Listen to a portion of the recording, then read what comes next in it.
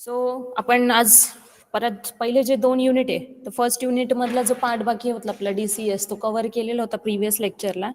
So in first unit we have studied about introduction to industrial automation system. Okay, so there were different types of systems available like PLC, SCADA, DCS, which already covered, and regarding their applications, advantages, disadvantages, including to that we have studied its automation hierarchy. Okay, so in automation hierarchy there was different levels like field level, control level, networking level, supervisory and management levels. So such a concepts are we have studied in first unit.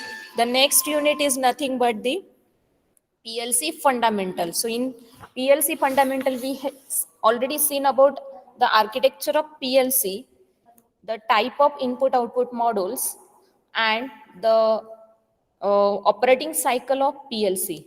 Okay, so such a introductory part we already studied.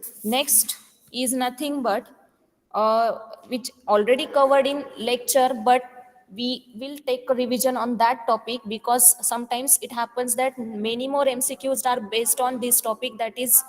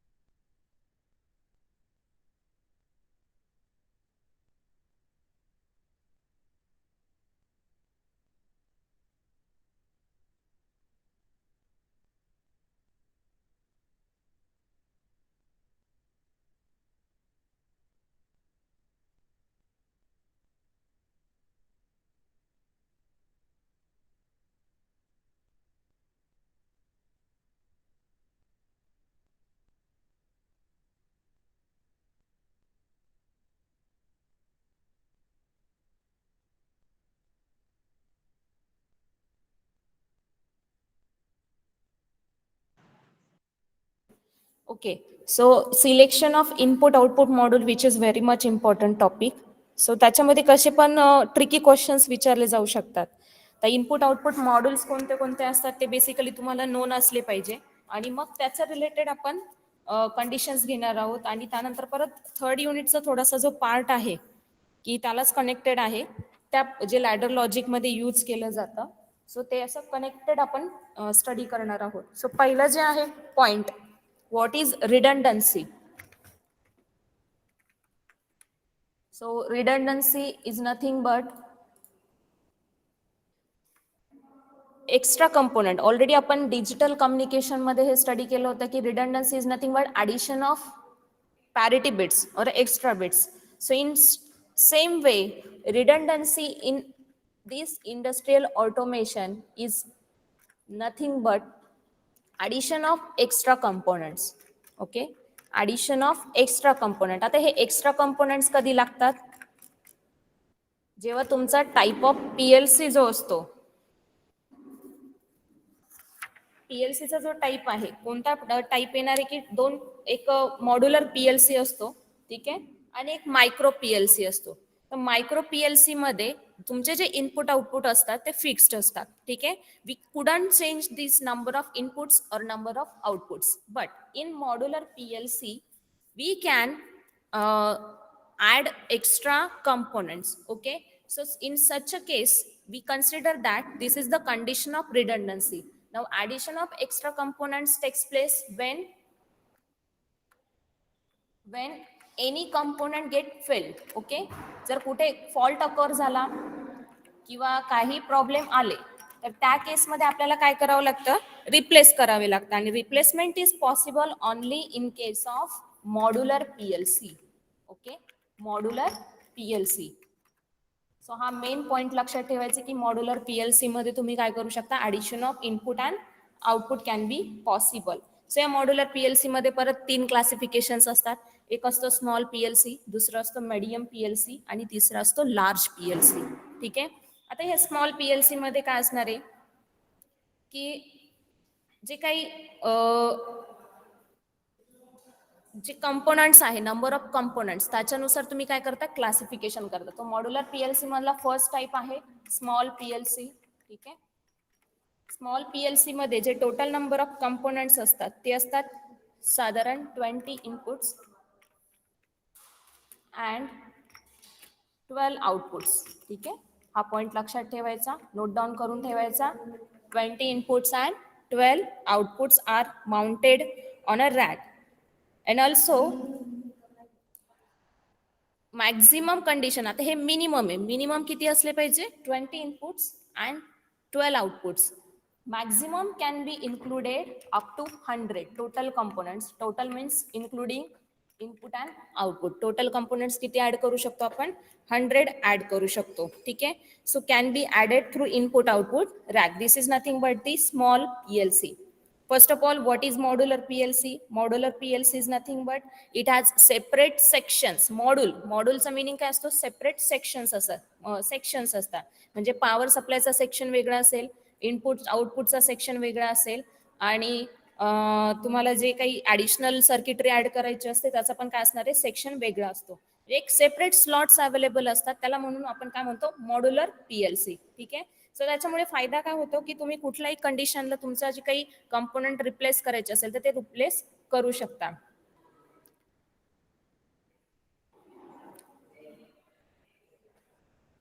So हे जे काही त्याच्यामध्ये ज्या racks असतात, आता जसं सांगितलं की 20 inputs and 12 outputs are mounted on the rack. एका रॅकवर किंवा एका सिस्टीमवर तुम्ही जे काही नंबर ऑफ इनपुट्स आहेत 20 इनपुट्स आणि एका याच्यावर आउटपुट सेक्शनला तुम्ही 12 आउटपुट्स ऍड करू शकता. तर ह्या रॅक जे असतात ह्या टिपिकली त्यांची साईज फिक्स केलेली असते मॉड्युलर पीएलसी मध्ये.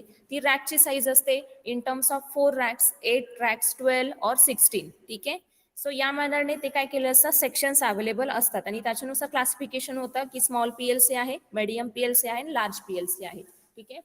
सो स्मॉल पीएलसी जर झालं असेल क्लिअर. सेकंड थिंग आहे तुमचा मीडियम पीएलसी. आता मीडियम पीएलसी मध्ये काय असणार आहे की याच्यामधले जे number of input output devices आहेत ते इन्क्रीज होत आहे. इन्क्रीज किती होत आहे, जसं याच्यामध्ये 100 कंपोनंट्स आहे मॅक्झिमम. सो याच्यामध्ये मॅक्झिमम काय असतात, अराउंड 4000 कंपोनंट्स और it can also increase to 8000. ठीक आहे. 8000 कंपोनंट्स तुम्ही काय करणार आहे, ऍड करणार आहात. So this is nothing but the concept of medium PLC. And in this input, same like modular, the input output devices, CPU, power supply are separatable and detachable. Okay. So ते आपण काय करू शकतो, remove करू शकतो, add करू शकतो, plus minus करता येत आहे. Next is large PLC, which is again the next type of your modular PLC, and it is also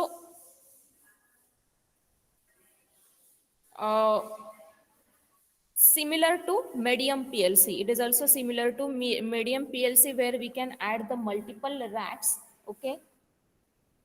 So around 64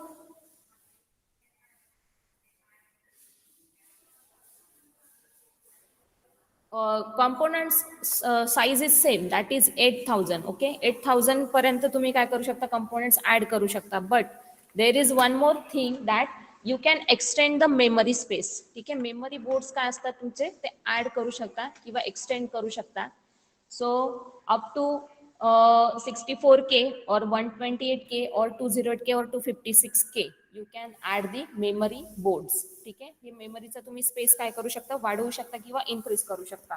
so main basic concept होती की redundancy is used to add the extra components when any component get failed. Okay.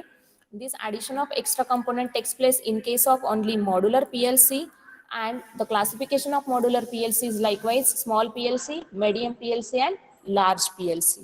ठीक है. So here conditions होता है. Second thing, selection. Now as we have seen that there are different sections of input output modules in case of modular PLC, and they can be detached or they can be fixed, sorry, flexible means removable. So त्या केसमध्ये आपल्याला काय करावं, we have to consider some selection which type of input output model should be selected.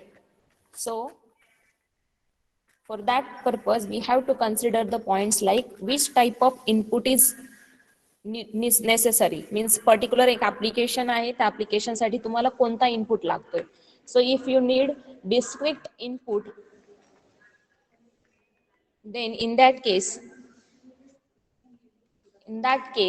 the type of input signal or the supply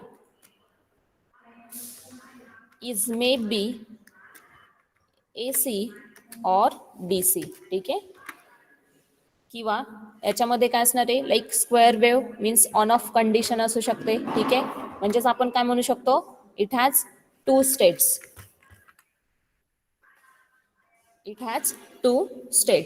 So this module is selected when your inputs are like कोणते कोणते असणार आहे, तुमचा push button. ठीक आहे, then temperature switches, then proximity सेन्सरला पण तुम्ही काय करतात, या टाईपचा इनपुट मॉड्यूल सिलेक्ट करताय. किंवा photo electric sensors, relay contacts, then limit switches. Okay, limit switches LS. So this is the condition when the input output module selection, depending upon if you have to use the discrete input module, in that case the input signal may be AC or DC, or it may be like on off state like a square wave, or in that case we have to use this type of input devices like limit switches, push buttons and various types of sensors. At the same time, if the output is also in the form of discrete means continuous time signal is converted into approximate or the discrete time signal, means आपण तिथे काय करतोय, samples घेतोय किंवा instant घेतोय कोणते तरी. So त्याच्यासाठी डिस्क्रिट आउटपुट असेल तर again same as that of the output signal may be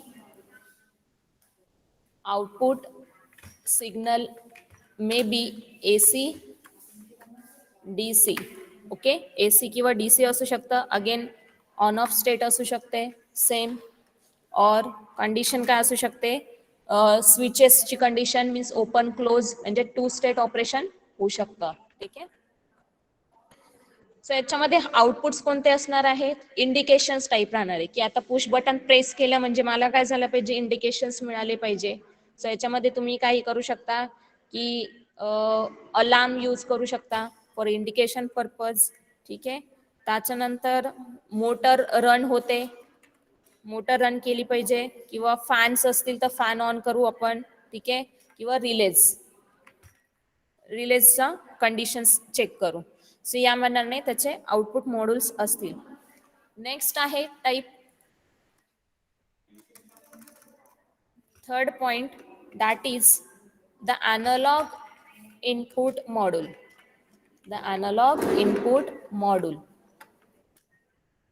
ठीक आहे, सो अॅनालॉग इनपुट मॉड्यूल मध्ये काय असणार आहे की naturally discrete means digital signal and analog means analog signal. Here the signal must be in the AC format. So AC format मध्येच असणार आहे, आणि त्याची जी रेंज असणार आहे ती पिक टू पिक असते, means plus to minus range असते. So it may be varying from peak to peak किंवा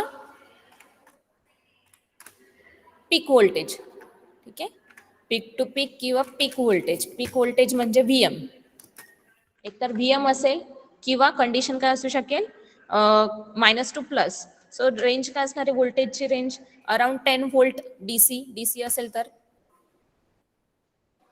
कारण आपल्याला काय करायचं आहे की जरी इनपुट तुमचा सप्लाय AC आला तर we have to convert this in to the DC signal, because पुढे जे आपले मॉड्यूल्स आपण कनेक्ट करतोय त्याला आपल्याला डायरेक्टली AC अप्लाय करणं पॉसिबल नाहीये. किंवा तुमचा जो CPU एक प्रोसेसिंग युनिट आहे त्याच्यामध्ये जे कंट्रोलर्स असतात, प्रोसेसर्स असतात, for that purpose we have to convert this signal in to AC to DC format. So त्याच्यासाठी आपल्याला जो काही मॅक्झिमम रिक्वायरमेंट असली पाहिजे ती असते 10 व्होल्ट DC सप्लाय आणि करंट जो असतो तो असतो 20 milli ampere. So minimum current असतो. तुम्हाला कन्सेप्ट माहितच असेल की जनरली 25 वोल्टच्या खाली जेवढे तुमचे डिव्हायसेस असतात ते सगळे इलेक्ट्रॉनिक्स मध्ये येतात आणि अबव 25 वोल्ट गेलं की काय असतात ते इलेक्ट्रिकल मध्ये जातात. सो ही कॉमन डेफिनेशन आहे, डिफरन्स आहे की इलेक्ट्रॉनिक्स आणि इलेक्ट्रिकल मधला. सो त्याच्यासाठी तुम्हाला हे नोन असलं पाहिजे की मॅक्झिमम व्होल्टेज किती आपण अप्लाय करू शकतो. So 10 volt DC can be applicable and 20 milli ampere is the maximum range. So याच्यामध्ये इनपुट डिव्हाइसेस कोणते येणार आहे? अगेन वेगळे वेगळे टाईप्सचे सेन्सर्स असतील. ठीक आहे, डिफरंट टाइप्स ऑफ सेन्सर्स कोणते पण येतील. प्रॉक्सिमिटी सेन्सर, टेम्परेचर सेन्सर, कुठले स्विचेस, ठीक आहे, potentiometer etcetera. In the same way fourth condition is nothing but analog output module.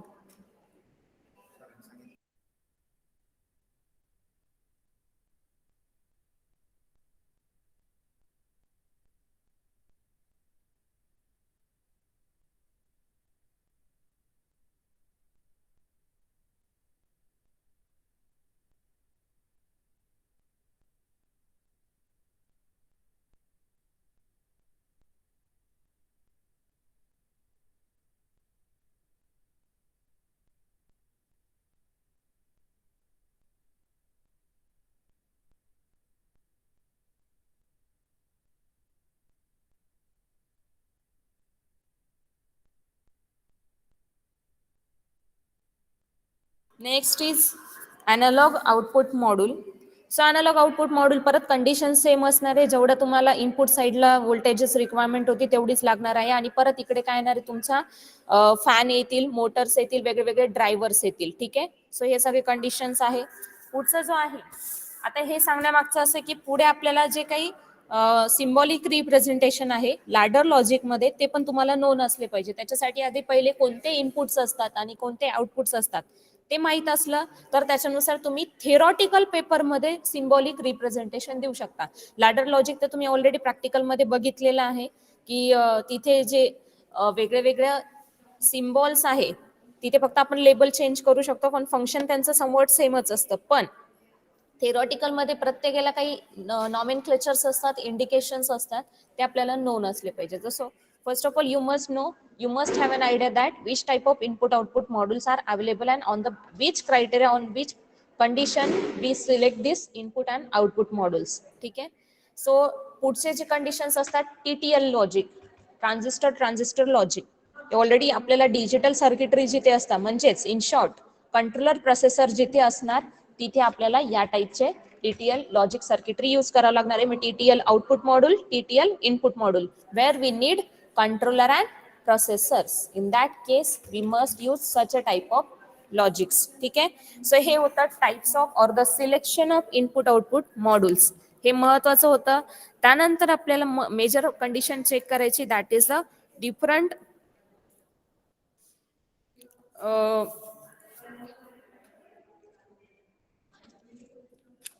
Symbolic representation of used in ladder logic. ठीक आहे, सो प्रत्येक याच्यासाठी कोणत्या कोणत्या सिम्बॉलिक रिप्रेझेंटेशन आहे त्याच्यासाठी.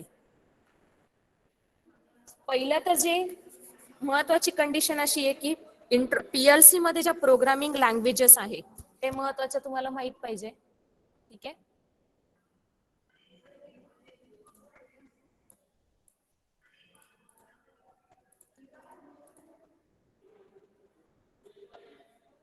Programming languages used in PLC. ठीक आहे, सो PLC मध्ये पहिलं तर असतं graphical language, graphical languages. Graphical मध्ये म्हणजे काय की कुठेतरी मी ड्रॉ करते, स्ट्रक्चर ड्रॉ करायचंय, सो त्याच्यामध्ये पहिलं येतं ladder logic, commonly used method. ठीक आहे, सेकंड येतं FBD, that is functional block diagram. Functional block diagram तुम्ही कंट्रोल सिस्टीम मध्ये स्टडी केलं असणार आहे. तुमचं जे त्याला काय म्हणता, block diagram reduction technique, I think first or second unit मध्ये जे तुम्ही स्टडी केलं असेल, which is nothing but part of functional block diagram. Then sequential function chart, sequential function chart.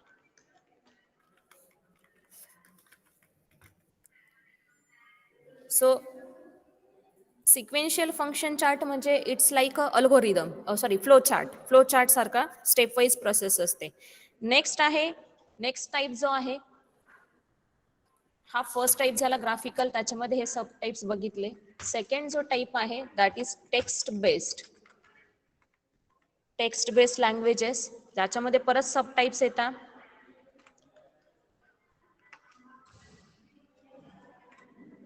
पहिलं येतं इन्स्ट्रक्शन लिस्ट. आता टेक्स्ट बेस म्हणजे जसं आपण कंट्रोलर आणि प्रोसेसर किंवा एम्बेडेड सिस्टीम मध्ये ज्या लँग्वेजेस यूज करतो, assembly language, C language, embedded C language, so ह्या ज्या असतात त्याला आपल्याला रिलेट काय करावं लागतं, we must have an idea about their instruction sets. So instruction sets असतात, त्याच्यानंतर स्ट्रक्चर्ड टेक्स्ट असतात. So this can be use for text based languages. ठीक आहे. सो ह्या व्हेरियस प्रोग्रामिंग लँग्वेजेस आहे ज्याच्यामध्ये आपण कॉमनली जी यूज करतो ऑटोमेशन सिस्टीममध्ये किंवा PLC मध्ये, ती आहे आपली लॅडर लॉजिक. ठीक आहे. सो या लॅडर लॉजिकमध्ये जनरली इनिशियली काय व्हायचं की बिफोर इन्व्हेन्शन ऑफ PLC तुमचा जो काही सर्किटरी होती ती रिलेचा यूज करून किंवा वेगळ्या वेगळ्या वायरिंगचा यूज करून सर्किटरी बनवली जायची, पण ती काय व्हायची की कॉम्प्लेक्स सर्किट व्हायचं आणि प्रत्येक वेळेस त्यामध्ये जर फॉल्ट ऑकर आला तर दरवेळेस तो जो काही रिप्लेसमेंट असेल किंवा मेंटेनन्स कॉस्ट असेल किंवा ओव्हरऑल पॉवर रिक्वायरमेंट असेल ती मॅक्झिमम झाली होती. सो ती अवॉइड करण्यासाठी त्यांनी काय केलं, त्याला एक कॉम्पॅक्ट स्ट्रक्चरमध्ये कन्व्हर्ट केलं आणि त्याला एक प्रोग्रामिंग केलं, म्हणजे ऑटोमेट केलं. सो त्याच्यासाठी आपण काय केलं की जे काही रिले वगैरे किंवा तुमचे स्विचेस होते ते नॉर्मल तुमच्या कॉइल्स आणि स्विचेसमध्ये, इनपुट स्विचेसमध्ये कन्व्हर्ट केलं. मग इनपुट स्विच म्हणून आपण त्याला इंडिकेशन जे देतो, थेरॉटिकल मध्ये इनपुट स्विचला इंडिकेशन देतो I0 as to 0 0. आता याच्यामध्ये इंडिकेट काय होतं, समजा I0 is the first input, okay,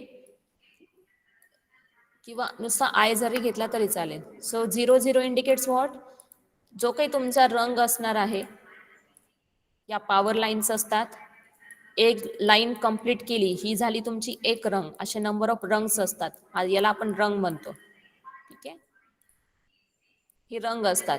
so हा इनपुट स्विच आहे. इनपुट स्विच या मानाने डिफाईन केला जातो की first input 0 indicates first input, तुम्ही इथे 1 0 इंडिकेट केलं तरी चालेल, आणि नेक्स्ट 0 इंडिकेट स्लॉट म्हणजे किंवा रंग. ठीक आहे.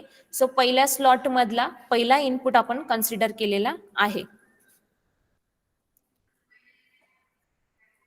पहिल्या इनपुट मधला पहिला स्लॉट. तसंच आउटपुटला काय घेणार आहे तुम्ही, सिम्पली आउटपुटसाठी O 0 0. ठीक आहे. सो हा आउटपुट स्विच आहे. सो म्हणजेच काय, फर्स्ट स्लॉट मधला फर्स्ट आउटपुट. सो या मानाने इंडिकेशन, सो जे तुमचे रिलेज होतात, रिलेजचे कन्वर्जन झालं कॉइलमध्ये. सो कॉइल म्हणजे काय की हा जो सिम्बॉल आहे हा कॉइलसाठी आपण इंडिकेट करतो, इथला हा पोर्शन, आणि हा झाला स्विचेसमध्ये. ठीक आहे.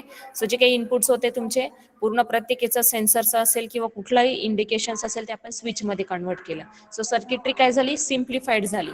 सो ही या मानाने आपण PLC मध्ये चेंज केले.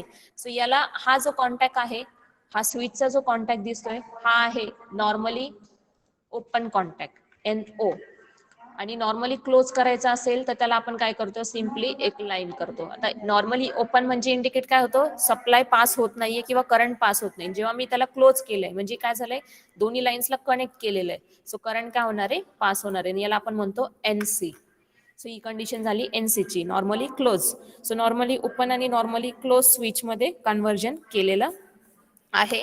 त्याच्यानंतर जो रिलेची कंडिशन होती, जी काही इनिशियली यूज केली होती, त्याला आपण कॉइल्स मध्ये कन्वर्ट केलं आणि या मानाने हा आपण सिम्बॉलिक रिप्रेझेंटेशन दिलं.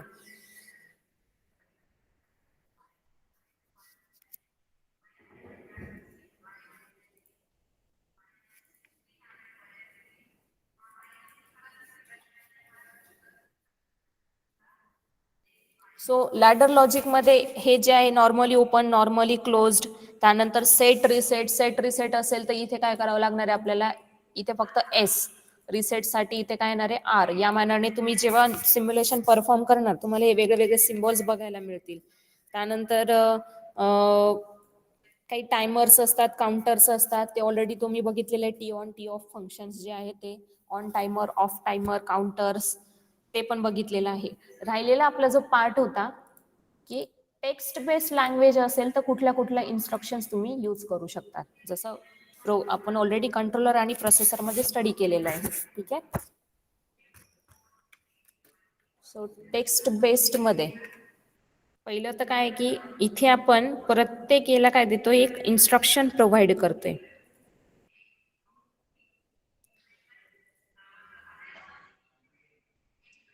फॉर एक्झाम्पल तुमचे जे जुने आपल्या कंट्रोलर मधले जे इन्स्ट्रक्शन्स होते that is arithmetic and logical instructions, म्हणजे अँड, ऑर, नॉट ते जे होते, किंवा ॲडिशन, सबस्ट्रॅक्शन, डिव्हिजन, मल्टिप्लिकेशनचे ते सगळे आपण यूज करायचो. त्यानंतर कंपॅरिझन इन्स्ट्रक्शन्स जसे याच्यामध्ये लॅडर लॉजिकमध्ये पण बघितले तसे तिथे पण कंपॅरिझन इन्स्ट्रक्शन्स होते. त्यानंतर मूव्ह इन्स्ट्रक्शन्स होते. ठीक आहे.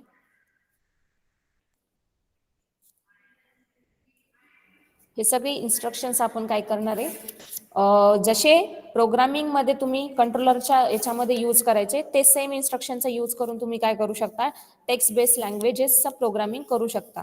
पण टेक्स्ट बेस्ड लँग्वेजेसमध्ये परत काय येतं की नंबर ऑफ इन्स्ट्रक्शन्स आणि नंबर ऑफ जो तुमचे कमांड्स असतात किंवा जो काही सबरुटीन होता ते खूप ऍड होतात आणि तुमचं स्ट्रक्चर परत सिम्प्लिफाईड नव्हतं, ते थोडं कॉम्प्लिकेटेड होतं.